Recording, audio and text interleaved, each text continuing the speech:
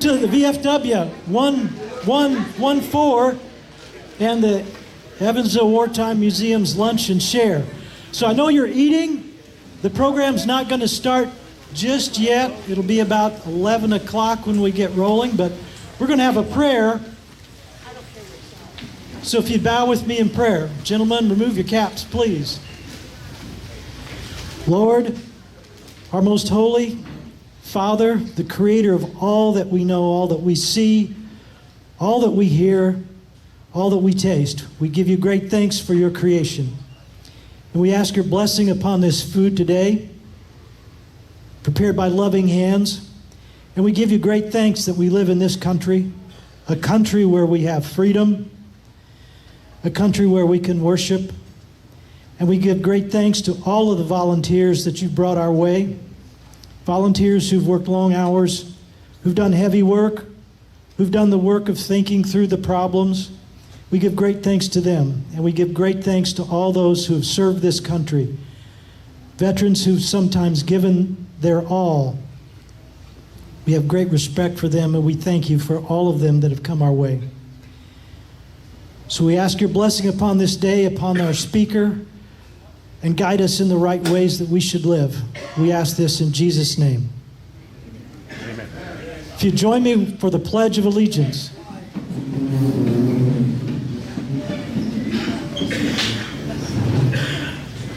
I pledge allegiance to the flag of the United States of America and to the republic for which it stands, one nation, under God, indivisible, with liberty and justice for all. Larry Head's going to lead us in the Star-Spangled Banner. Thank you, John.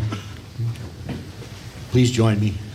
Oh, say, can you see by the dawn's early light what so proudly we hailed at the twilight's last gleaming, whose broad stripes and bright stars through the perilous fight o'er the ramparts we watched were so gallantly streaming, and the rocket's red glare, the bombs bursting in air, gave proof through the night that our flag was still there.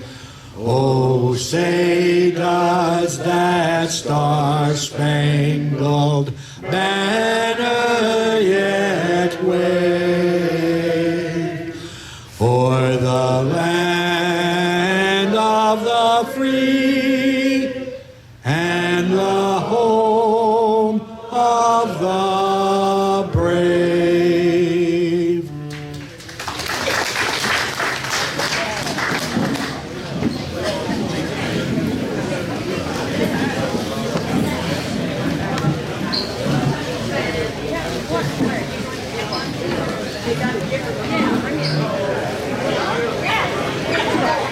Sit tight for a minute because I got several announcements. One announcement is this thing right here. This is a thermometer, and it hasn't gone over the top yet. But this group here has helped us a lot. We're getting a fan. It's called a big-ass fan in the museum, and this has helped pay for the fan. They haven't a lot of industry in the city, but we're at 32,000 out of 34,000. We got 2,000 more. But your lunch and learn, that hat, that money goes into here this week and again in 2 weeks ago and 4 weeks ago. So we're just about to the top. And that's for the Afghanistan Zip big ass fan, and we're going to paint the ceiling and the walls because we're getting a new roof on one side and it'll not look the same. That's the thermometer, so you're more than welcome to give us something there. We have a Warburg special. Do we have any written advertisement of that at the front desk? But we have a Warburg special. We'll tell you about it in 2 weeks or so, but we have a B-25 coming in and another plane that you can ride in. It's the last weekend of September. I'd love to have you out there. and we need some sponsors for that event as well. So if you've got a halfway deep pocket, you can come talk to me. If you got a real deep pocket, you can really talk to me. Now behind me is a pinball machine. Now we're not advertising pinball machines. I know all of you are very good at it, and you need a bunch of them in your house. But David Wallace is a ping pong expert from Indianapolis, and he's related to Walt Schofield, who had Walt's Tavern and then had, all right, these are pinball machines, sorry. I keep mistaking. That's not a ping pong table, that's a pinball machine behind you. There's 6 other ones. I just have 2 of them on display. It's taken me and Mr. Cole here and a couple other people a long time to put them together. They came down from Indianapolis last week, and we're selling them for about 9% below the price on Google. So if you know anybody wants one, just come up and tell me.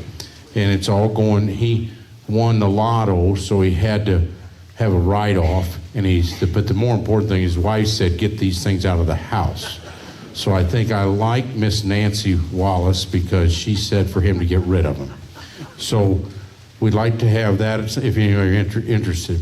So this thing, that thermometer that's gone now, that over here, that was a matching grant, and we will probably have some more matching grants in the future. September 5th, I think, is our next talk. The first Thursday of September. It's going to be a guy named Bill McNeese. He married a local girl. Edgar Miller was a fireman here, and Nancy Miller was in our class, and he married her many years ago. She was a nurse in Indianapolis, but was a chairman of anesthesia and pediatric anesthesia at Riley. But his hobby, they would look at architecture all around the world, but he's the chairman of the Anesthesia Museum in a suburb of Chicago. So anesthesia, if you think of what happened in the Civil War, you just give a person some alcohol and then cut their leg off. Anesthesia is very important in war, and he's going to talk about the development of anesthesia and how advanced it's become from the ancient times till now. So I don't want you to miss that talk. He's an excellent speaker. This guy I'm going to introduce is Mr. Tom Carr. He was on the Nathaniel Green, that's a submarine, and he worked at the AMP grocery here in Evansville. Now the AMP, his dad ran the one at Washington Square Mall named Ralph Carr, and he had another brother that helped work there. I worked there for 4 years at one of them. AMP was our largest employer in the United States in the 1950s, and there's not any left. They swallowed up the mom and pop groceries, but then other people swallowed them up. But Tom's going to talk about something that all of us have lived through, and all of you remember when 62 or 63 when we had Kennedy on the TV and Khrushchev was coming over with all those ships, and that was a very scary time for all of us. A lot of people had bomb shelters for many years because of that. But he's going to talk about that. He's also got submarine experience, and I think all of you might know Admiral Rickover, but Admiral Rickover is my hero. Admiral Rickover is the father of the nuclear submarines, and I thought about getting in that, and then I went the other direction. But the nuclear submarines probably is a big part in winning the Cold War, and it's a big part in our defense. And Tom will tell you a little bit about that too. So no further ado, this is Mr. Tom Carr, excellent speaker, and we thank you very much, Tom.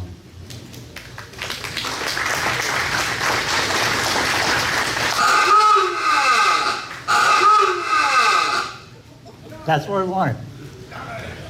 Dive, dive. If you hear it twice, we're going down. If you hear it 3 times, we're going up. Okay? Diving klaxon, that's a real one, by the way. You can't make that up. Again, Tom Carr, North High School, class of 66. December 66, I went in the Navy. And the Navy said, you could be a nuke. And I said, sure. What do I know? Come to find out I didn't know much. They say ignorance is bliss. While I was in the Navy, I was extremely blissful. The point I make is that a lot of what I'm going to talk about today, I did not learn in the Navy. I learned it after. The Cold War was colder than I knew when I was in it. And we'll talk about that today. Does anybody know what a boomer is? You're accepted. All right? All right? A boomer, for those who don't know, is the most deadly and lethal weapon system ever created by mankind.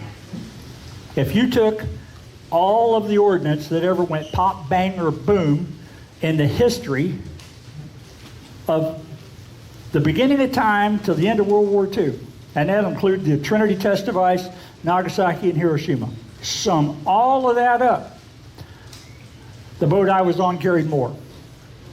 We were capable of eliminating 20% of the Soviet Union without anybody's help. At the height of the Cold War, there were 41 of us out there. Now, I want to talk a little bit about what a submariner is. I had the honor of doing this sort of a year or so ago for Mark. The problem was I went into too much detail and I ran out of time.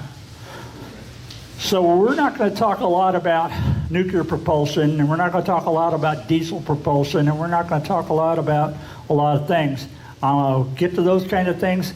I'd like you to put your right finger to your right temple, push the I believe button, and we'll move on.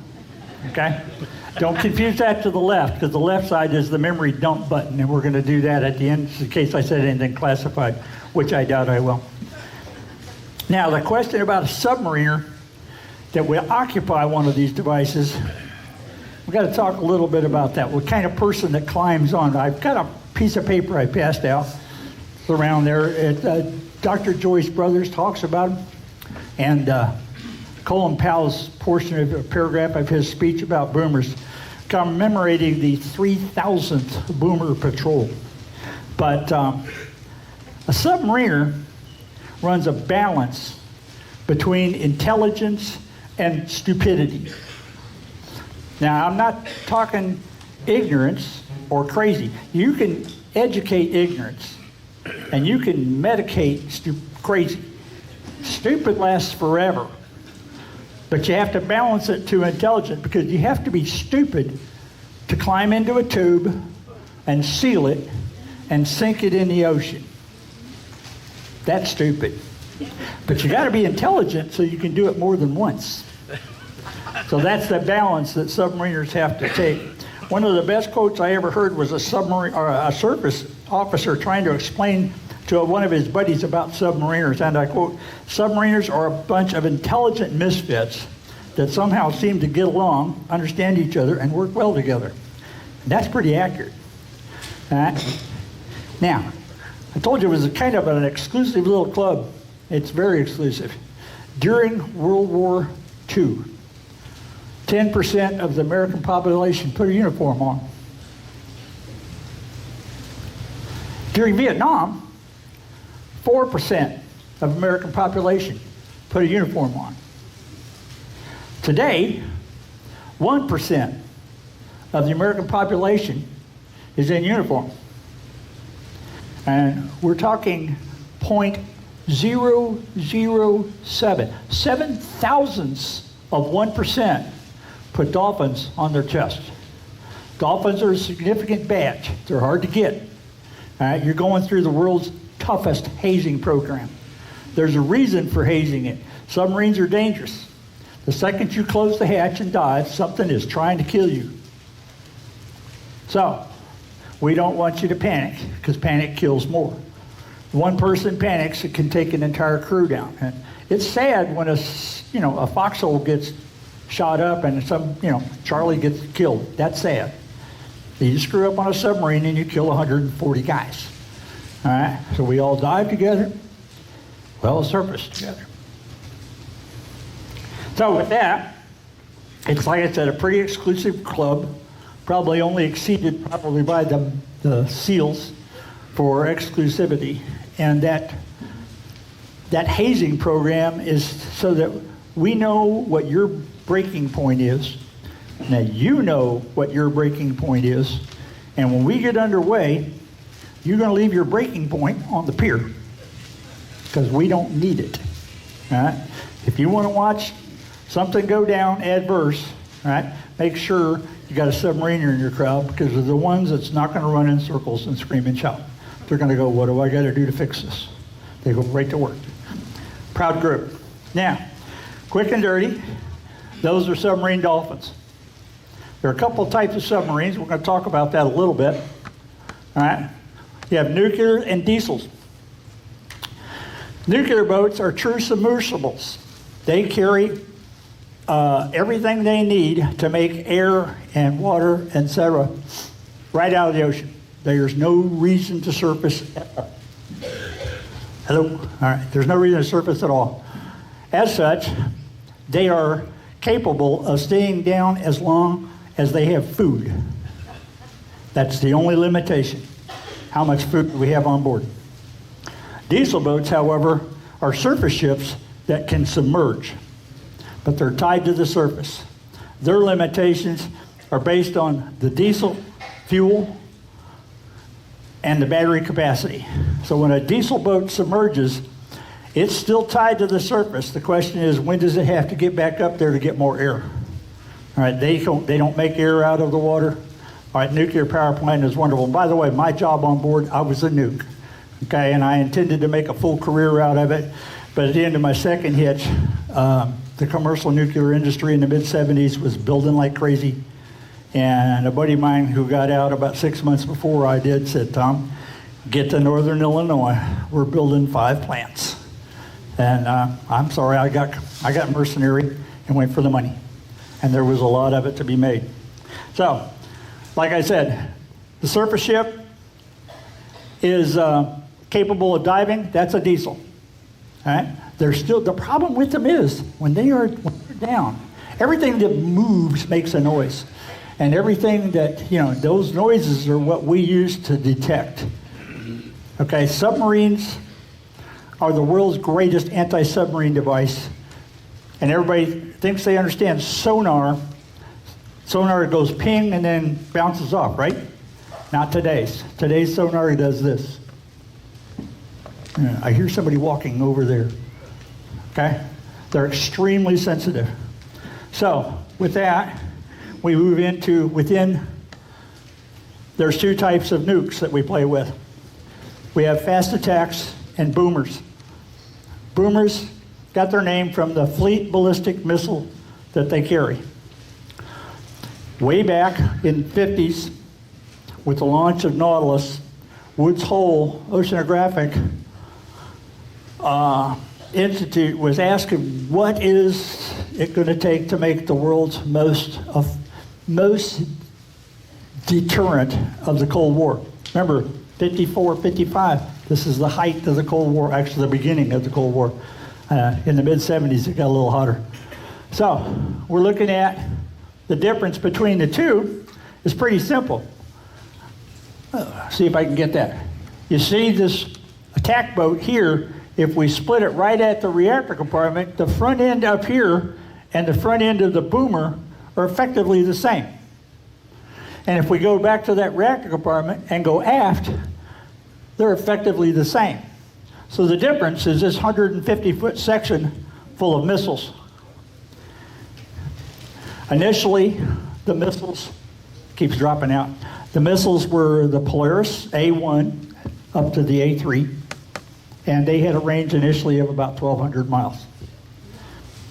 The problem with that was we had to keep these missiles aimed at Moscow. This was what the Cold War and deterrence was all about.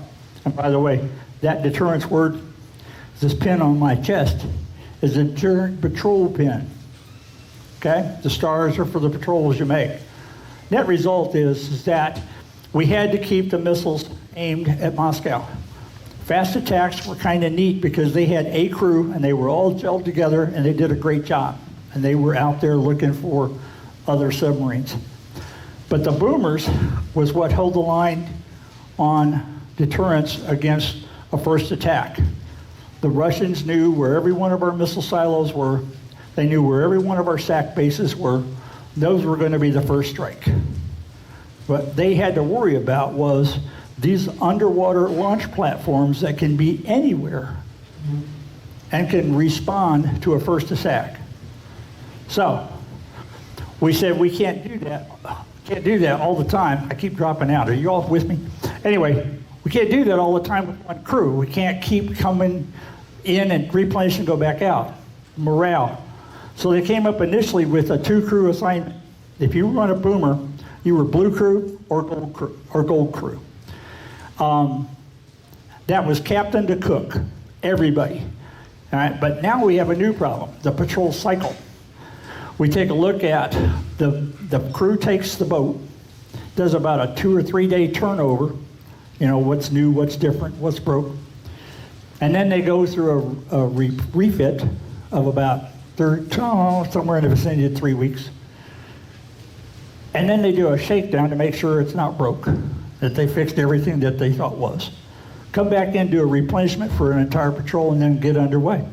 And you're looking, initially, in the early days of the Washington class, you were looking at a 60-day patrol and a 90-day cycle. The problem with that is if they're operating out of New London, Connecticut, they're going to use up most of their 60 days just getting to an area where they're within 1,200 miles of their assigned location. Their targets. We had what we refer to as a target area or an ops area. And if we were in our ops area, our missiles could reach everything that we had targeted. Okay? Net result now is, now I'm ahead. Back to this, I'm getting ahead of myself because I'm not following my own lesson plan. So we're looking at a requirement to transit to get to the ops area. Well, that said we need some place to start from. And that produced what's called Submarine Refit Site 1. Refit 1 was also known as Holyloch, Scotland, because from Holyloch, Scotland, that 1,200 mile range now was well within the Polaris A1 capability. Okay, so we get back to these submarines, and we'll hold that little thought here. And we'll talk about the attack submarines, right? Because the best submarine, anti-submarine, is a submarine. So we have surface ships that can find submarines with sonobuoys, and we see up here a helicopter can drop buoys in the water, and they have little. They don't care about making noise. Yeah. Sonar to a surface ship just goes ping and waits for the respawn. Okay? So if you're searching from ships, you're going to be using ship sonar. You're going to use helicopters with dipping sonars or sonobuoys. Sonobuoys are dropped and they radio back to the helicopter. We also have air. The one on the right is a P3 Orion. It has a magnetic anomaly detector, and it's looking for changes. And the problem with that is they got to fly like right over that boat. Now, that prop-driven Orion was nice, but it's upgraded now to the P8 Poseidon, which is the one on the left in this picture, and that is basically a Boeing 737 with all the equipment. So, but the best is to find any submarine is a submarine. This is a Virginia class, today's best and greatest. And I'd like to tell you that 2 months ago I was on board the USS Indiana, and it's that cool. Okay, but I can't. Anyway, so if I did, it would be classified. I can't do that. So we have sonar arrays on the chin, on the sail. There's this big spherical unit out front. We have side-mounted and stern at the back. In my day, the biggest problem with our sonar was we were dead. We can't hear anything behind us because we got props back there and it's making noise, and if it moves, it makes noise. Well, they've solved that because now the Virginia class carries what's called a towed array. So out back, they got a sonar system that's looking for whatever's behind them. Nothing gets by this thing. The other thing is the sensitivity of the sonar system in today's submarines is incredible. Okay, in my day, we could pick up a November class attack at 35 miles. We thought that was pretty cool. We played a game with the USS Sturgeon. Sturgeon class, it was the Silversides, where they weren't to go any deeper than 300 feet, and we weren't to go any shallower than 400 feet. All right, and then they were to find us, and we were to not be found. Boomers always lose that game.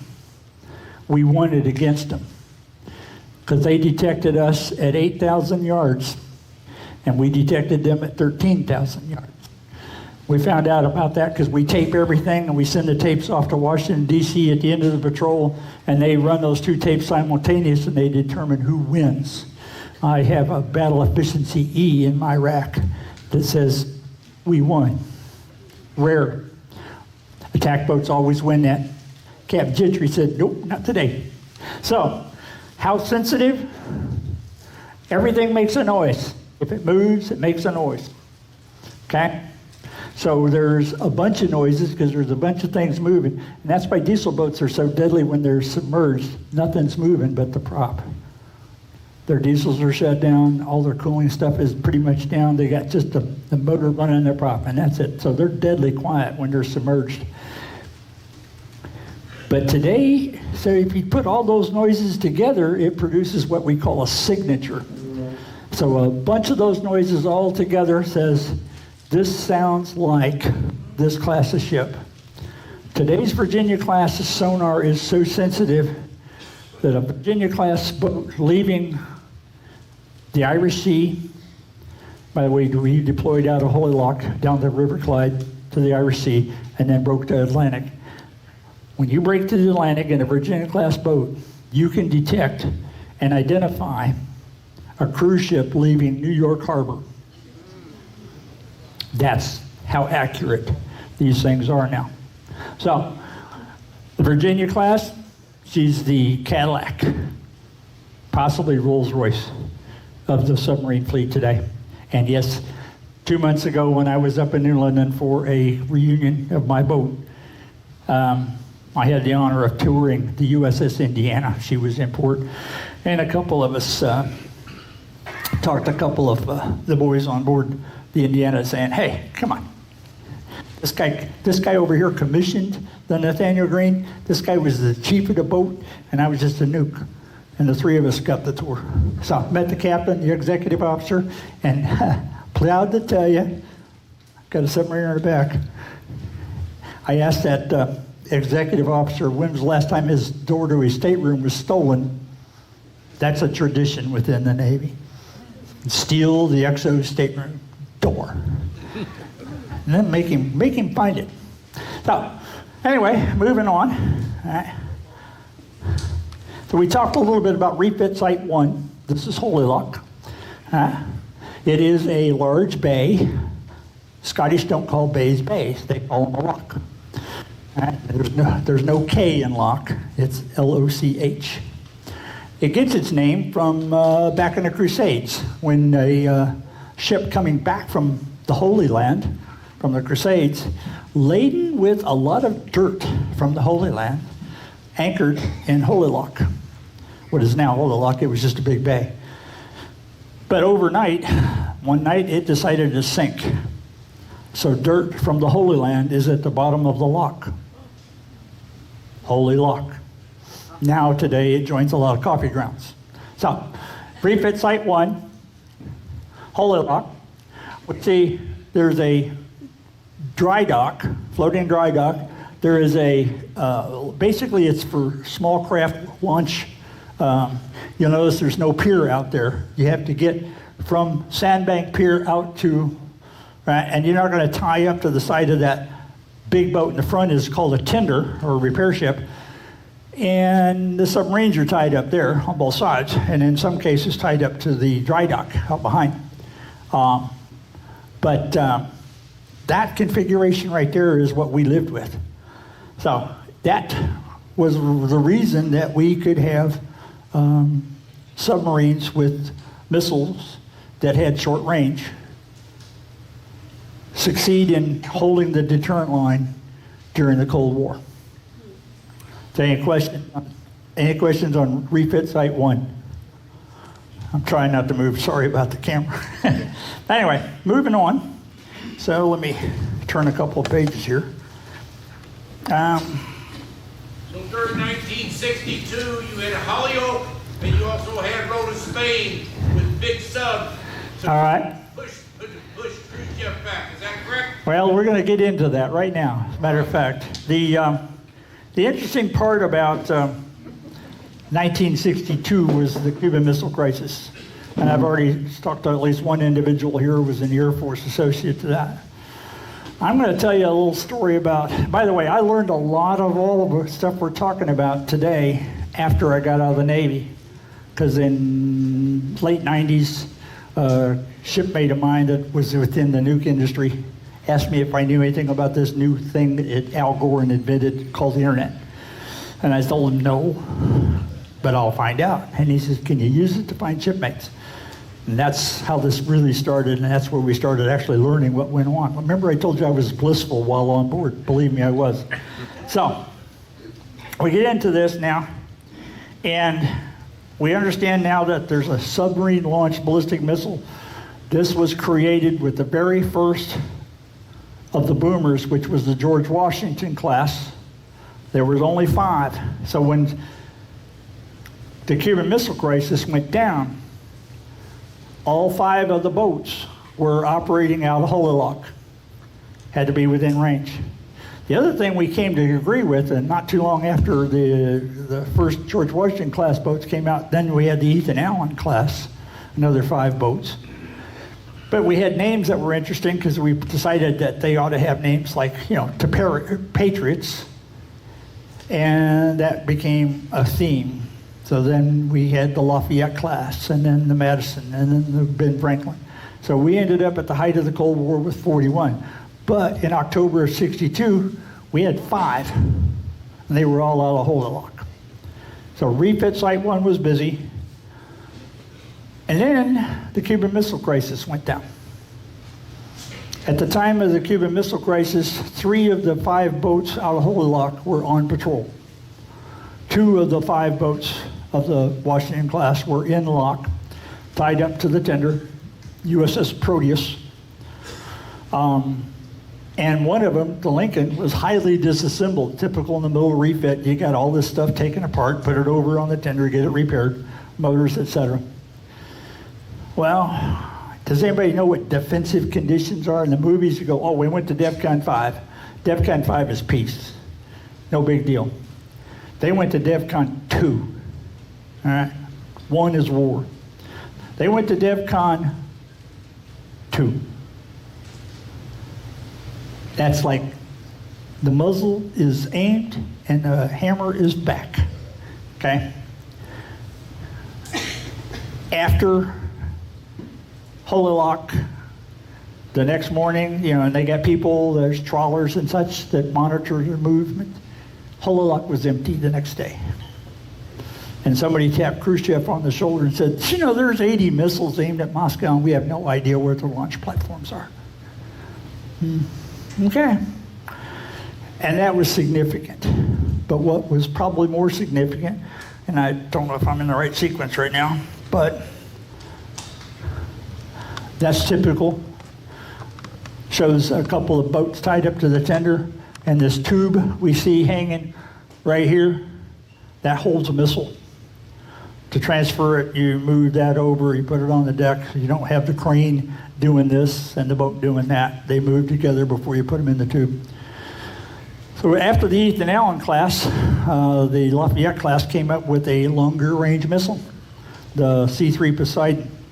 And my boat and my buddy's back here's boat were both initially equipped with the A3 at about 2,000 mile range.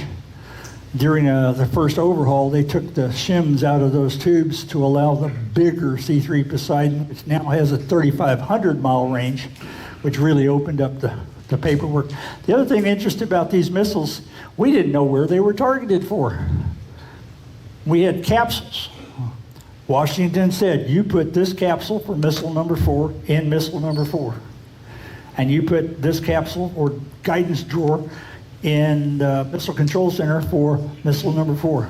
They knew where it was going. We didn't.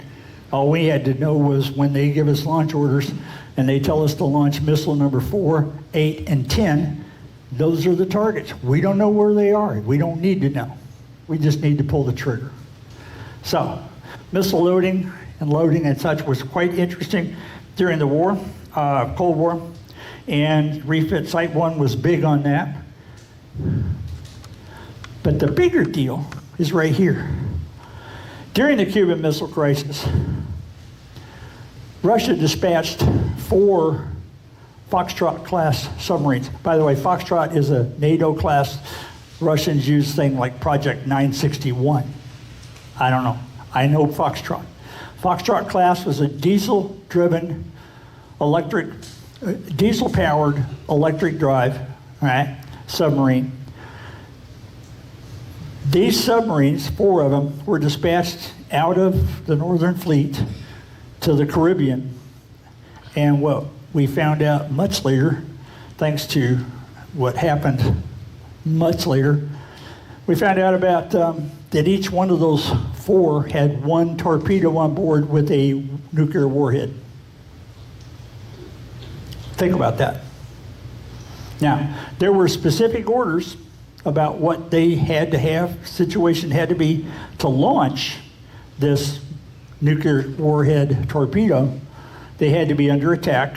There had to be adverse situation to hull integrity, okay? And it required the approval of 3 people on board: the captain, the political officer, and the weapons officer.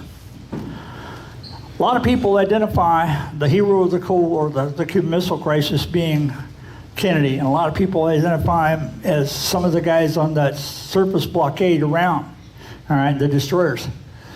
The real hero of the Cold War was on board one of those submarines. Has anybody ever heard of a hold down? Remember, diesels have to come up. They have to come up to get air. Eventually, the batteries are weak, and they have to be recharged. And the only way you can do that is to get air into the boat. Now, it happens that the Foxtrot class was equipped with something that the Germans invented during World War II called a snorkel. Our boats during World War II had to be on the surface, our boats. Later in the war, the Type 21 Germans had a device called a snorkel that they could raise up and draw air in while running at periscope depth. These Foxtrots were so equipped, and they ran across the Atlantic from Russia to Cuba as fast as they could at periscope depth, running on diesels and their snorkel. Each one of the 4 equipped. Remember I talked about the helicopters and the various sonar equipment?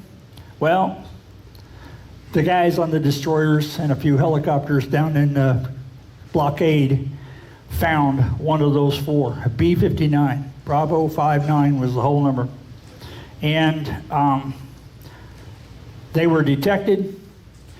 The destroyers were put upon them, saying they're here at this point, and everybody converged on that point. The next thing was called harassment. Harassment was, let's get this guy up, okay? So we can show him a thing or two. Well, how do you get a submarine to come up? Well, especially if he's in a hold down mode. He's not going to want to come up. He's going to stay down as long as he can. There's another particular problem about a Foxtrot. It was designed for the Northern Fleet. The Northern Fleet is darn near Arctic. Those boats were designed for cold weather. They're in the Caribbean. They don't have air conditioning, they have heat. So at this point, the destroyers are now in a hold down. They start a harassment by using what is a glorified hand grenade. All right, we're going to toss these little guys over the side. It'll go down to a certain depth. They were, when you have a game, surface to sub, the destroyers will use these little test depth charges to identify that we are depth charging you without actually depth charging you. But it's loud. And all that going on, and now it's hot. And pretty much everybody on board is down to their underwear. And their battery capacity is almost non-existent. And if they don't come up, they're not going to get air. And if they're not going to get air, they're going to die. And finally, with all of the bang going on around them, the captain and the political officer on Bravo 59 said, we are under attack, and authorized the nuclear release of that torpedo. Think about that. On October 27th, the real hero of the Cold War was this guy. His name was, I'm going to do it honor, hopefully. His name was Vasily Arkhipov. He was the weapons officer, and he talked to the commanding officer, who was Valentin Savinsky, and the political officer of Ivan Meslinikov. Talked him out of it. Said, we are not under attack. We're being harassed. All right? We do not meet the criteria for hull breach. We do not meet the criteria for release of nuclear warhead. On the 27th of October, 1962, he talked us out of World War III. Think about it. Had that political officer and commanding officer convinced the weapons officer for the release against the people that were harassing them, they would have launched that. It wouldn't take them more than a couple of minutes for everybody to understand exactly what that was, and the counter release would have been gone. So, we came that close, and that right there is the hero of the Cuban Missile Crisis. So, I don't know what you learned about it in high school. I didn't learn that. So what did I learn? Well, apparently not much. All right? There was something else that went on. That's, by the way, is what Holy Lock looked like the day that Khrushchev was told that it's empty. That's Holy Lock. It's a beautiful place. It's up in the highlands. This guy right here is the guy who actually challenged my existence. Anybody here heard of Jonathan Anthony Walker? We had a couple. And I know both of them, and they're both Navy. But the big percentage of everybody here never heard of Jonathan Anthony Walker. He was a communications technician warrant officer in the Pentagon in '67. He had access to the codes. We had interesting equipment on board. Everybody ever heard of the Germans' Enigma machine? It was a decoding machine. It was mechanical. You had to put the right dials, right, and you could punch a W and an A would pop up. All right. The net result was it was how you decoded messages, but it was all mechanical. Well, we developed an electronic version of that. And our crypto stuff came in, and it was all coded, and it didn't make any sense. But you put the right codes into the hardware, and the hardware would then produce what that message actually said. In 1967, Johnny Walker, and by the way, to this day, whenever I run the reunion association for the Nathaniel Green, and I refuse to allow Johnny Walker Red at the bar at any reunion.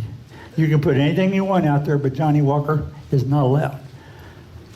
Jonathan Walker started selling code to the Russian.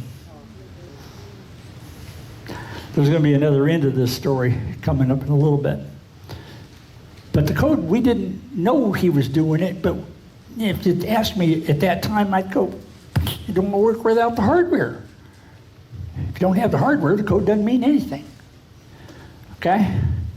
Well, Johnny Walker, the interesting part of it, this continued until 1985, when you were in. All right? 1985 is when he was caught. And how he got caught is almost scary.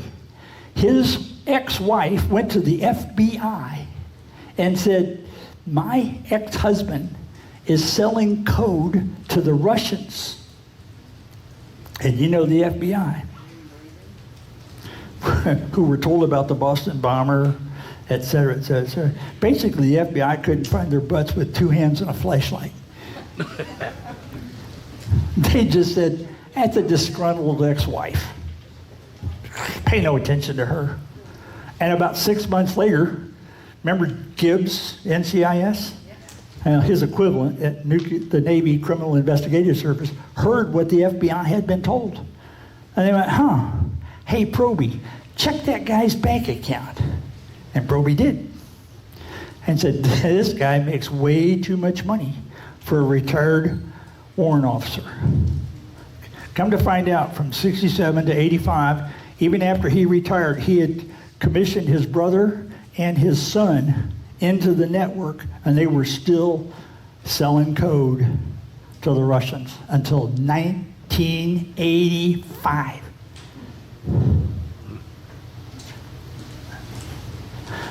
I have to admit, when Johnny Walker died in prison, the submariners that I'm connected to across the world all raised a glass at 8 o'clock Eastern Time that night, offering him entrance to hell because he tried to kill us all. So that's the man, Jonathan Anthony Walker. Okay? The other thing I want to talk about is called an AGI. You know about an AGI? You ever heard terms of Russian trawlers, right? Russian trawlers look like that, okay? This is a picture I acquired much after I was out of the Navy. Most all of this came to me after I became less blissful, okay? This is a Russian trawler. That's a Russian trawler taken picture in dry dock. We passed them every time, but remember, we put all the boats of the same class, right? So they all looked alike in the same port. And they all had their numbers painted out, and they all had their names painted out. So it was just a large black thing. That's all, just a large black thing, and they look alike. Now remember the sequence. They come in after the end of patrol, they turn over, they do about 3 weeks of refit, right? Then they go back out for a shakedown cruise. And then they come back in and do a replenishment, and then they go back out. So every boat is going in and out about, in twice and out twice. So if they all look alike and there's multiple boats doing that at any given day, you got a boat passing a trawler, and we all look the same. We thought. We thought that's just a benign little thing. AGI, by the way, stands for Auxiliary General Intelligence. We had them. They had them. My favorite story about it, passing the trawler in the Irish Sea was when Captain Clayson was on board, and he got a report from one of the lookouts. That trawler is drawing water samples in our wake. And Earl, being nobody's fool, goes, have them blow all sanitary. Blow all sanitaries and let them sample that. I loved Earl Clayson. He was a great guy. But we later found out that these were not as benign as we thought, because there's another zoom-in picture of this particular AGI, and it shows this. That's a sonar dome, and that's a torpedo tube. They carried 2 torpedoes, all right, which would be no big deal when we're submerged. They'd be a hard time trying to find us. But when we're on surface transit, that's another story.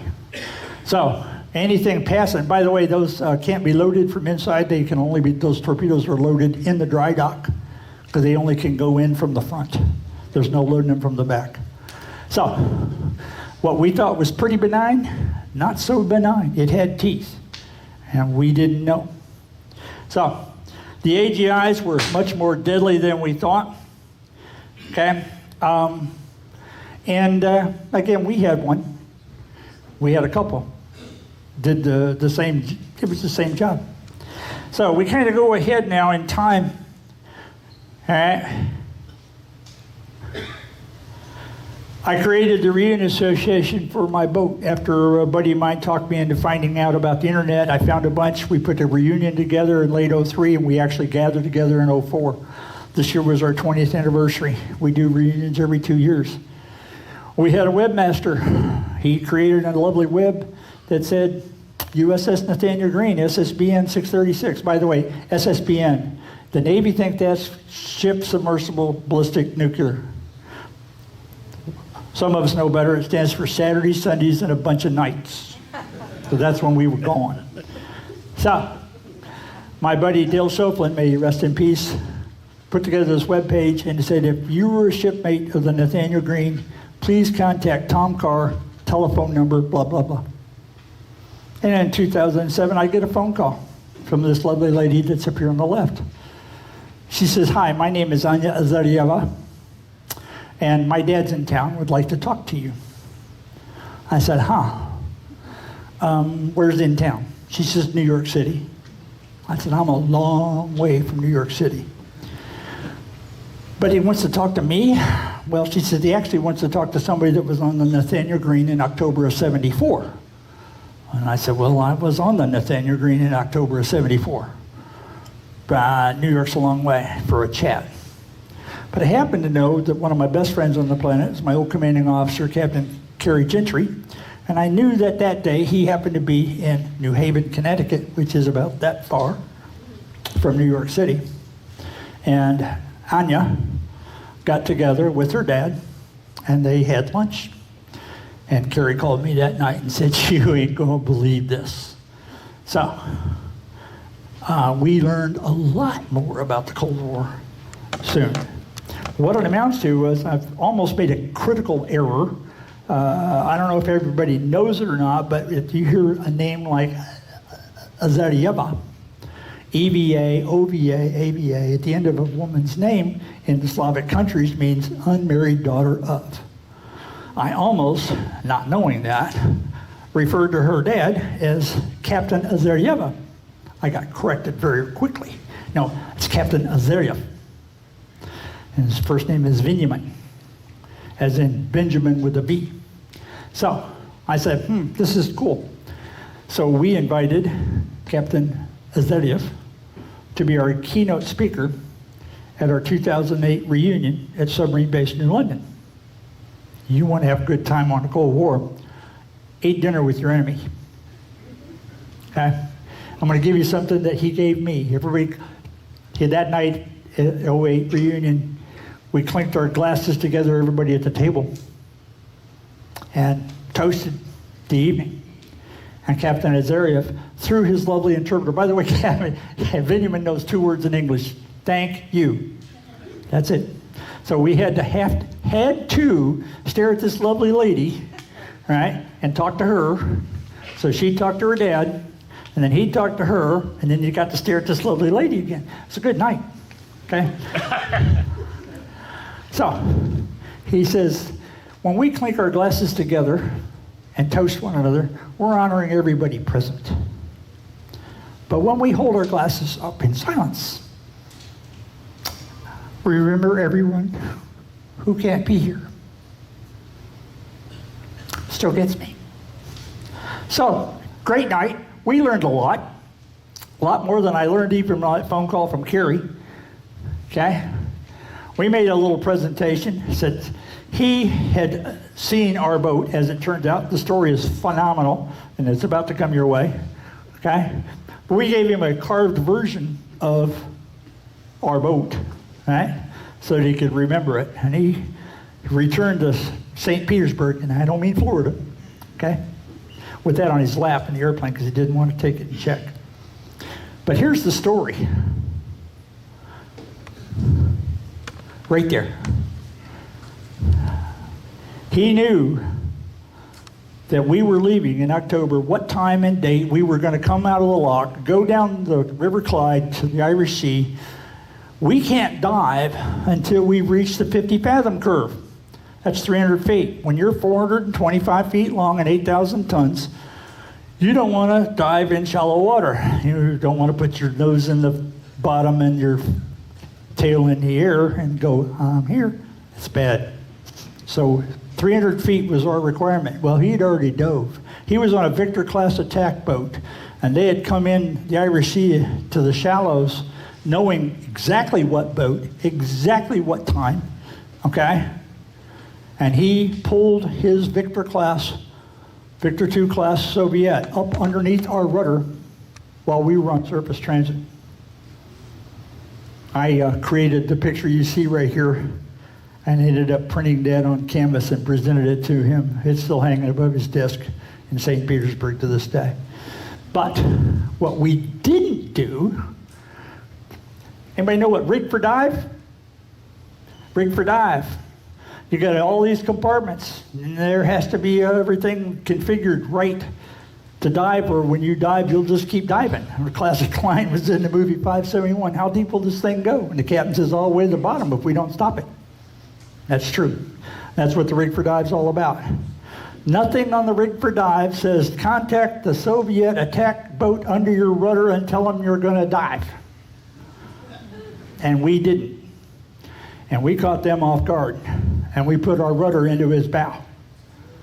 Okay? We didn't even feel it. Subsequent to that patrol, we came back in, we dry docked. The first thing that you do in a dry dock, once you're high and dry, is the captain takes a tour of the outside of the boat to make notes of whatever we haven't been able to see. And Kerry reminded me, he says, you know, he says, on that tour after that event, I noted there was no paint on the bottom of the rudder, which kind of validates Vinyamin's story. So, net result here is we had a bump and run. Vinyamin said that they were caught so off guard that they flooded negative heavy and nearly bounced off the bottom of the Irish Sea before they regained depth control and control of the ship. But what he wouldn't tell us was if they ever reacquired us. When we were on the surface, we were a wallowing noise, splashing, making noise. You could pick us up forever. But when we dived, the Nathaniel Green was quiet as a tomb. And that goes back to the USS Thresher. When the Thresher was lost, she was out of Portsmouth Naval Shipyard, and she was the pride of the Naval Shipyard. And the loss of it, the members of the shipyard said it wasn't shoddy work on our part.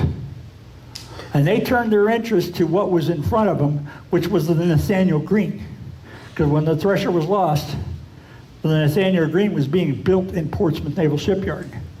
And that came out of the yard in '64 like a Swiss watch. That boat was quiet beyond belief. When we dove, we disappeared. So, he would never tell us. However, that bit about we can't hear behind us, we have a thing that we call a baffle clear.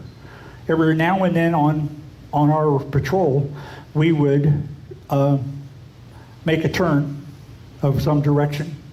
And because now when we could turn, we could find out what's behind us. And we're baffled. When we do baffle clears, we were clear. The Russians only used one maneuver. We had 6 different maneuvers, and we had one dice. It's a die when you only have one of them. And what we would do when we did a baffle clear was, we completed the baffle clear, we would take that single die and throw it. And what number came up told us when we're going to do our next one. We had 6 different maneuvers to do. So we'd grab that dice and we'd roll it again, and it would come up and it would tell us what maneuver we're going to do. So randomness of the throw of a die was when and what we were going to do. The Russians had one maneuver. They would turn completely around 180 degrees and come back their own track. It was called a Crazy Ivan. And if you were on an attack boat following them, you had to make a hole in the water because that thing is coming straight at you. And if you ever watch the movie Hunt for Red October, great movie, by the way, when that sonar man yells out, "Crazy Ivan," and the captain goes, "I'll stop," right? Standard operating procedure. So this was a big deal. I found out about it in 2007. Now, the question is, how did he know what he knew? That's how he knew what he knew. Anybody, you guys are kids about my age. Some of you, you're a little younger. Remember the Pueblo? Anybody remember the Pueblo? A lot of hands. Okay. The Pueblo was our equivalent of an AGI, Auxiliary General Intelligence. You know, a fishing trawler with 30 antennas. she was acquired by the North Koreans in international water that they declared was their territorial waters, and she was seized. Now, when that happened in January of 68, gee, ring a bell? When did Walker start selling codes to the Russian? Summer of 67. And 6 months later, the North Koreans acquired the Pueblo. The men on the Pueblo were caught off guard. One of them died in the process. They had only enough time to destroy the code. They did not have enough time to destroy the hardware. With the acquisition of the Pueblo, Russians had the code and the hardware in January of 1967. So when we finally found out about Walker in 85, we went, well, it's a good thing he was only selling code. Nobody put together that they had the hardware. Benjamin Azariev was reading our orders before we were. He knew what boat, he knew what time, and he knew what direction. Now you know why we all raised a glass at 8 o'clock the night of the passing of Jonathan Anthony Walker. He was tried to kill us all. So we are pretty much at the end of my run and right at close to 50 minutes. So do we have any questions before I run a little video? Okay.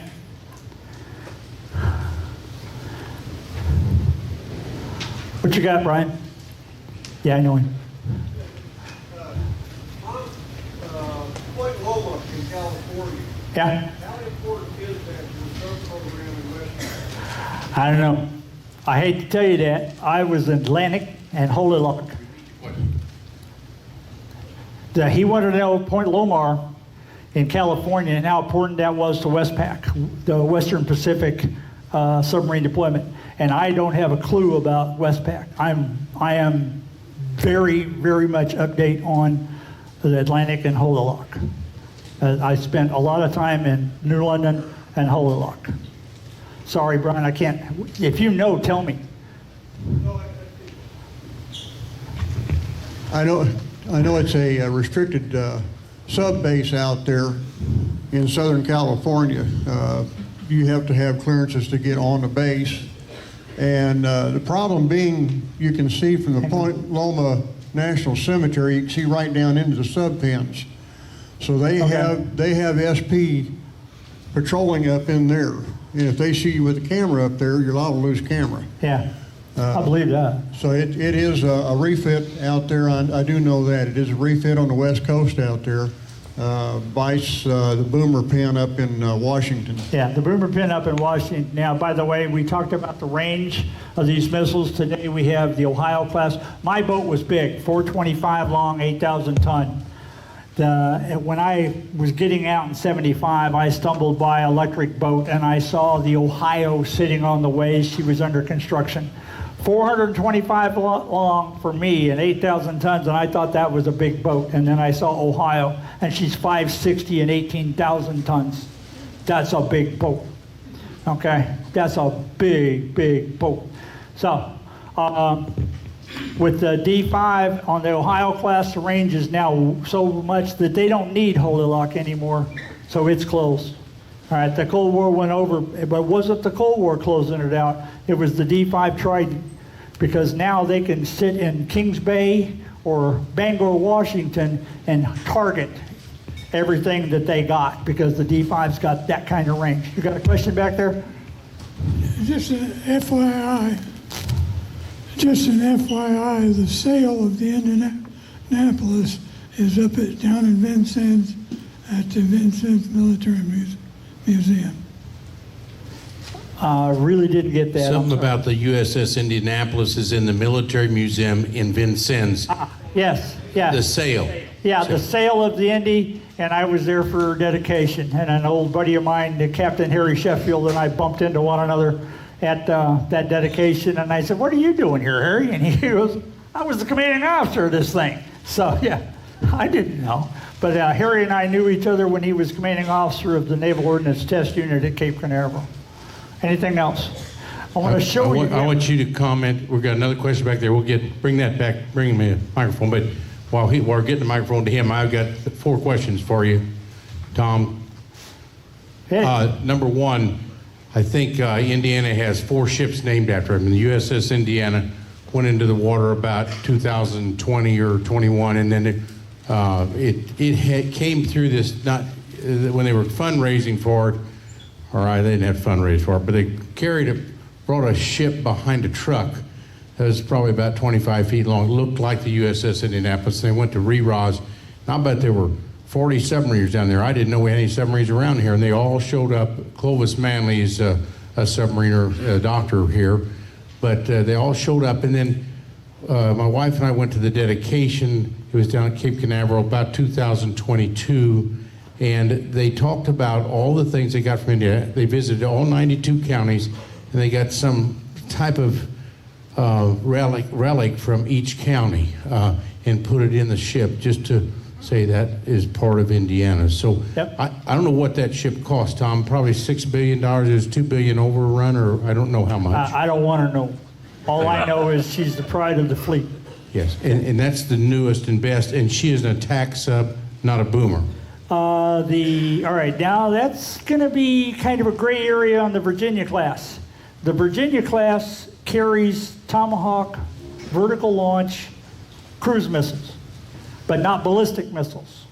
So the difference is a boomer is carrying intercontinental ballistic missiles with very long range, and almost every now attack submarine is carrying cruise missiles. And the 4 first boats of the Ohio class have been converted from SSBN to SSG, as in Gulf, for guided missile.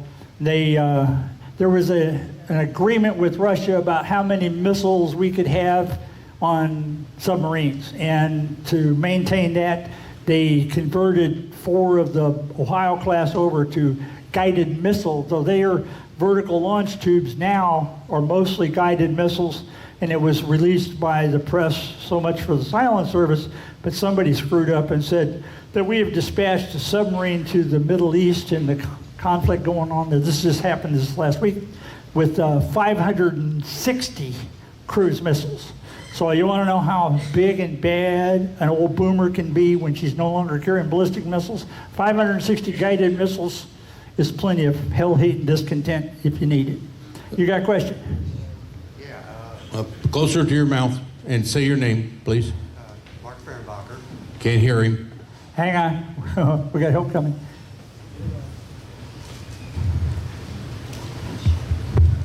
It works. Hello. Still can't hear him. I'll ask a question while he's getting another microphone. Talk it into it this way and not that Right. way. Right. That's better. That? I got your lips, but that's Still all. can't hear very well. He'll get another one. I'll ask you another question. In World War II, I think the United States had 162 submarines. The Germans had probably 950 submarines. Why did the United States catch on and realize that we had to have submarines? We had hardly any submarines. We had 40 aircraft carriers, and Germans had about 1, if they had 1. Yeah. But why did the United States catch on and understand how important submarine warfare was? Actually, they did, and one of my favorite statements was